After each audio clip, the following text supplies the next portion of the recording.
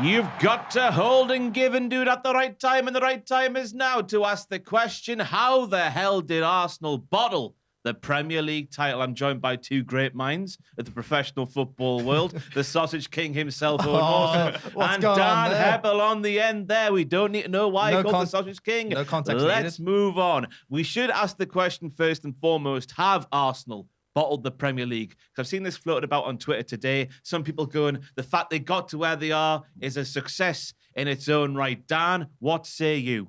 Well, can you bottle, like, basically getting what, like, you're not supposed to get, if you know what I mean? Because everyone had them outside the top four. Yeah. So to them, it's a big success, you know? But to that, I would say to you as a Newcastle fan, as I'm sat here right now, we need 6 points from 3 games to get the Champions League. I would say if we don't get the Champions League, we have bottled it, even though us being third right now is beyond all realms of possibility. Yeah, well, when you put it like that, I suppose. Well, Newcastle are ahead of schedule, like Arsenal, surely. You were saying in the office just the other day, you feel like you're 1 year ahead of schedule with Newcastle, and I think Arsenal fans will probably say the same for them. They finished, what, 5th last season? Yeah. Just outside the top 4. Well, they bottled the Champions League last year. Well, Are they serial bottlers? Now, if you ask Arsenal fans, they'll point the finger at Spurs when it comes to bottle jobs, wouldn't they? Because that's what they say Spurs is known for. That's all they've got, isn't it? So you can't be saying that about Arsenal now. But I'm in agreement with Dan. Can you bottle what you weren't supposed to get? But there were so many points ahead. I say so many points. There's a good 5 points, wasn't there? They were ahead in the title race. I'm really on the fence about this. I feel like it's a slight bottle. Yeah. It's a smidge of a bottle. You either go full bottle or half. No, full bottle or no bottle. There's no slight bottle. Depends how thirsty you are, Ross. How thirsty are you? I mean, I've got 3/4 of a bottle right there, so I don't know what what does any of this mean? I don't know. But, so you're saying they've bottled it. I'm on the fence. You can't have a slight bottle. Fine, they have in a way bottled it. So Dan's saying no bottle. No bottle. Owen's saying bottle. In a way. I'm saying bottle, you know. Because while I do agree that them being where they are is a massive success story, you know, Arteta being relatively young. I know they've been on the 3-year project and all that sort of bollocks. Yeah. The squad is relatively young. Saliba coming in, tearing the world apart. Well, who's their loan manager? I need to know that bit of information. Who sends that man out on loan over the past couple of years and then brings him back in there and make it look a right fool? I feel like I should know that because I'm a football manager player, but I've got no idea. Let's just blame Edu. Edu seems to get all the blame for the Edu's transfers.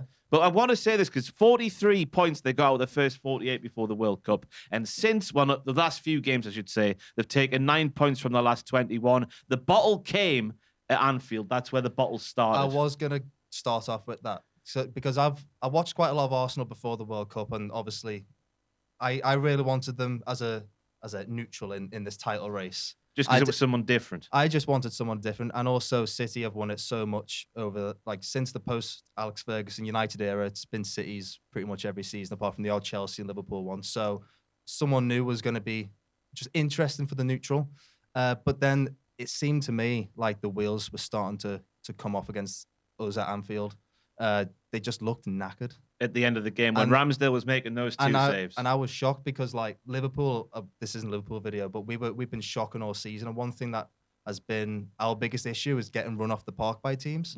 And we, at Anfield, especially towards the end of the game in the last half to the second half, we were running them off the pitch. And that is just not what's happened at Anfield this season or in any Liverpool game. So I was shocked by that. And then the results after that, where they blew 2-0 lead against us, 2-0 lead against West Ham. I saw a stat before that they've not beat Southampton this season. 1-1 draw away, 3-3 draw at home. So I feel like they've started to tire just as City start to hit the peak. And obviously that can be contributed to their squad depth, which Arsenal don't have. I'm sure we'll get into the we will, Owen. I've got that teed up. So we'll do it now, actually. We can get into that now. We'll get to it now, because a lot of people are pointing to Saliba as being the big thing that's cost Arsenal, whether we're starting to bottle it with the 2-2 at Anfield, the 2-2 at West Ham, the 3-3 against Southampton, the 4-1 away against Manchester City. But I reckon it's a double header, because apparently not even apparently, around that same time, they lost Tommy Yasu as well at the same time, which meant that Ben White couldn't play centre-half. He had to play right back because of that squad depth. And who had to come in the middle of defence? Who didn't have the best at times. He's all right. He's a steady Eddie, but he's not a Premier League winning guy, I don't think. It's Rob Holding. Yeah. His hairline's made the comeback of the century. That's fantastic news. All the best to him. But he's not the sort of guy you need to rely upon when there's a title race on the line. And I think that's where they've potentially bollocksed it up. It's not really their fault. maybe because they are, as you said earlier, a year ahead of schedule. But Rob Holding being in there and Ben White, while he's been very good at right back, him not being able to be at centre half and maybe Tommy Asu being at right back, that is a lot more solid than Rob Holding being there, Dan. What would you say? Well, if you look at the defensive stats, it definitely dropped off post World Cup. So when everyone went to Qatar and Rob Holding went to Turkey to get his hairline sorted, the defense it really did drop off. Now I don't know whether it's just a case of the squad depth being quite thin. So obviously them running matches, whoever went away on international break was also having matches then, or whether it was just that kind of broke up the momentum. And then by that time, other teams had figured out how to play against Arsenal. So I don't think it's one particular problem. I don't think it's one particular player. I think it's a combination of the above, really. Yeah, I can see that as well. Because you can see Manchester City lost their left back, didn't they, Cancelo, in January. And they've played centre halves there ever since, but they've been completely fine. So it is a combination of many things. Yeah. Another thing I like to throw at you is Thomas Partey's form. Because as a Newcastle fan, I watched Arsenal batter us at St James's Park a couple of weekends ago, where it looked like they were still on for a Premier League victory. Jorginho in that game was absolutely fantastic. We know what he does. He calms everything down, 5-yard passes here, then everywhere. If they played him more into the Thomas Partey, would they be in a better position, Owen? Is it as simple as that, or have I just reduced things to a stupid level? I don't know. It's hard. I don't know if it's as simple as just as that, but I mean, the biggest improvement for me in their midfield this season from last was Xhaka, the use of Xhaka. Thomas Partey obviously is a really good player, and Jorginho was a great signing. Was Jorginho was missing for their? Was it their loss? Was their loss against City? Was he not? Was he in? I don't think he was the there. lineup. But they got battered by City. Was it 4-1? Yeah. And it seemed like the morale tanked after that. So I think Jorginho's been great for them this season, and Xhaka's been playing further up the park to make room for Jorginho. So I think Xhaka's done really well this season. But yeah, what was it about Partey? I've just gone off about his form Xhaka. dipping because he was sensational for the first part of the season. He was in the team every single week, and then he's got the second half of the season. The bit where they've bottled it, me and you were saying, Dan's not agreeing, that his form has dropped off a bit. Not severely, I would say, but a bit. Enough to notice. Well, in the last, 7 game weeks, I feel like the entire defensive unit has just dropped off completely. Like you said, it could be to do with Rob Holding coming in, Ben White being pushed to right back, but they've been leaking goals like left, right, and centre from winning positions, which is, I don't know if that's a mentality thing, a tiredness thing. Like I said, in the Anfield game, it seemed to be just no legs were left. And then they were so deep in that game against us. And I saw the same against West Ham, where they were just dropping deeper and deeper and making silly mistakes. I remember for West Ham's first goal, they just passed it back. I think it was it Gabriel, who's been in really good form this season. He just passed it back to the keeper instead of just clearing his line. So it got to them a little bit. You could see that it was getting to them. I think the keeper needs a bit of a discussion here as well, because he's obviously fantastic for the first 3 quarters of the season. Yeah. And it's been during this little run, and especially against Brighton as well, their third goal, where he just pushes it to the side. Their guy runs it and slots away the rebound. What's his form doing? Where's he gone? He's all over the place, isn't he? I mean, going back to the Anfield game, he made some ridiculous saves. It feels like that since that. Who was it? Was Salah when he tipped it around the top corner? Yeah.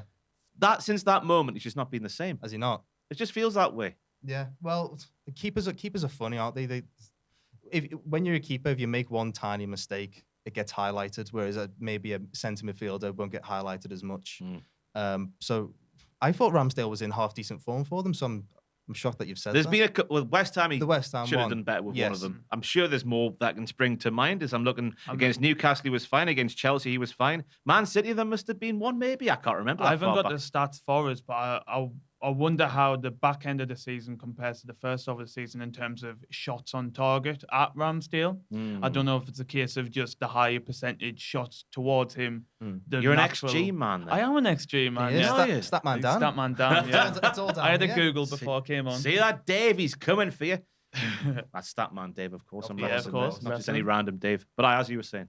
Yeah, so I wonder if it's just an odds thing where he's having more shots at him and therefore the margin of error is just going to be naturally higher than it would have been at the earlier season. So I always have to come back to this though. Like when you're competing against Man City, it's relentless. Like as sadly me and Joel behind the camera have found out over the last few years. How many points was it? 97 points. and 94. I looked at this earlier.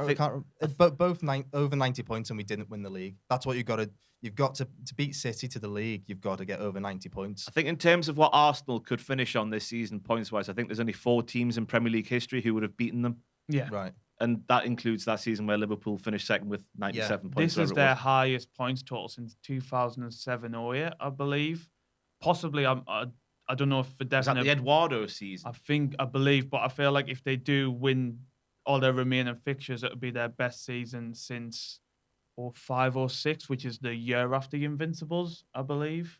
2 years after the Invincibles. 2 years, sorry. So, if you look at the points total, compared to what they were expected to get as well, I don't know how that can be considered a bottle job, because that is a very impressive points total for this young squad that still need 1 or 2 additions. Whether they're going to have the money for them additions, who knows? Everyone says Declan Rice will be the perfect addition to them, but that's what, 120 million? A lot of too much money, I would say. Unless he goes back to being Irish, and then that price goes down a bit. But then you've got to look at the league in the moment, though. Like, they had it in their hands, didn't they? That's what I mean. They had it in their hands for so long. You can forgive them being 2-0 up at Anfield and maybe dropping 2 points and come back to 2-2. Yeah. But it's the next game. They were 2-0 up at West Ham and cruising. Come back and that one's a 2-2. Southampton at home, bottom of the league, hopeless. A horrible season for them. Scrape a 3-3 draw. Obviously, Man City away, it's going to happen of getting beat 4-1. That could happen against Manchester City. But to bring back things to Manchester City, 11 league games in a row they've won now. Yeah, it's insane. They're unbeaten in 22, and that just shows it's not like where you are at Christmas time.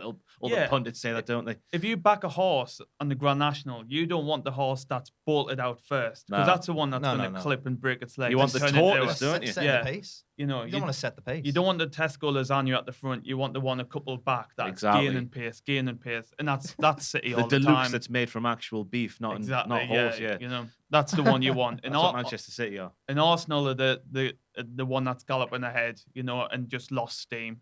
And I think if they had that squad depth there, they had a replacement for Salah, but just 1 or 2 key additions. And I feel like January they should have probably done better. But then again, they have spent an awful amount of money over the last couple of seasons. Can you continue spending like that every time? And you don't want to be like Chelsea, do you? Just spending willy-nilly and tying down all these lads to 8-year deals like your Mudryk up front. Oh, exactly. He doesn't look very good, does he? No one does for Chelsea at the minute, though. No one does for Chelsea. But they did bring in January Trossard. I thought it was a very smart rotation option. His arse must have been tanned this weekend. 3-0 at home to Brighton. What they needed, though? Do you think that's who they should have spent their money on in January? Because they did buy a centre-half in January. I forget his name. He played against Newcastle. Number 15 for Arsenal. I forget his name as well. Number 15 for Arsenal. Which, explains how good he was. He didn't look too bad. It's just I can't remember his name. But they did spend it on a defender, but maybe they could have gone, a little bit up. Yeah, lower down the totem pole as we've learned. You need to speculate to accumulate sometimes, and Got a feel for Arsenal fans at the minute though a little bit, because are they going to get a better chance? Because we're saying now they're a year ahead of schedule, but you look at Liverpool, United, Chelsea. They're second place, one season wonders kind of. They dropped off straight away afterwards. That's what I mean. All these other teams that I've just named there, they're all going to improve. You would think next season, are Arsenal going to be able to maintain it? You feel like the difference between Solskjaer's Man United and Rodgers' Liverpool from way back? Well, not way back. I say way back in the day. It's only 10 years ago. 10 years ago. Yeah, it's a horrible thought. We're getting old. This Arteta thing seems to have more of a linear trajectory, if that makes sense. Because it felt like with maybe more so with Solskjaer's Man United than Rodgers' Liverpool, it just was and it happened. Mate, Whereas this seems a bit more methodical and there's a clear direction to go. I'll be the first to admit, we were just we were Suarez FC at times that season. Yeah. Whereas with Arteta and Arsenal this season, there is a project. They you can clearly see that they, a year into the job, they were looking like some fans. I remember seeing online, some fans were saying Arteta out, get him sacked, and don't they look silly now that they've been in a title race the whole season.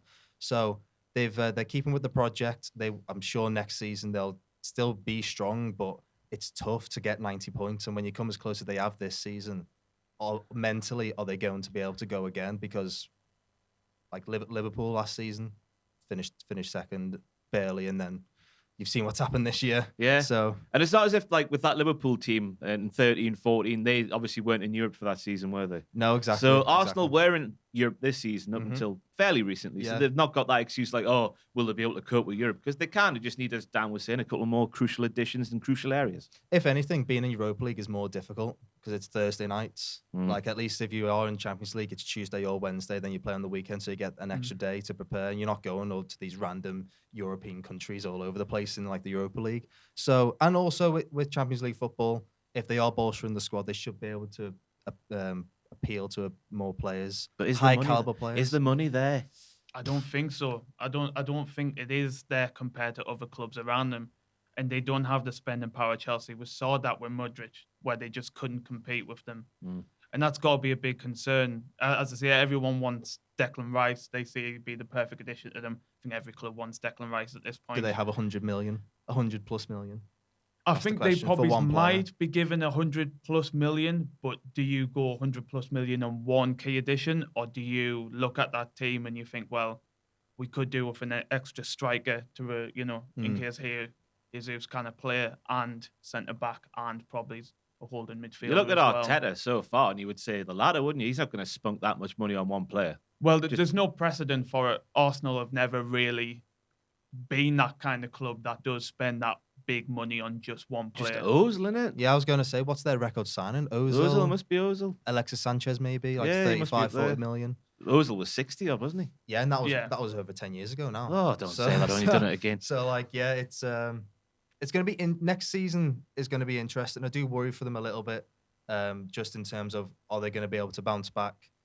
Because I don't think that this is why I hate to say that they've bottled it, because at the start of the season, none of us, I'd imagine none of us had them in at least our top four, never mind challenging for the title. So it feels a bit mean to say that they bottled it, but when they were that, it's City are a machine, and City will be there again next season. But they were there. April the 1st was that Leeds game when they won 4-1, and it was then April the 9th. That's when the wheels start to fall off. April. Not that long. April. Yeah.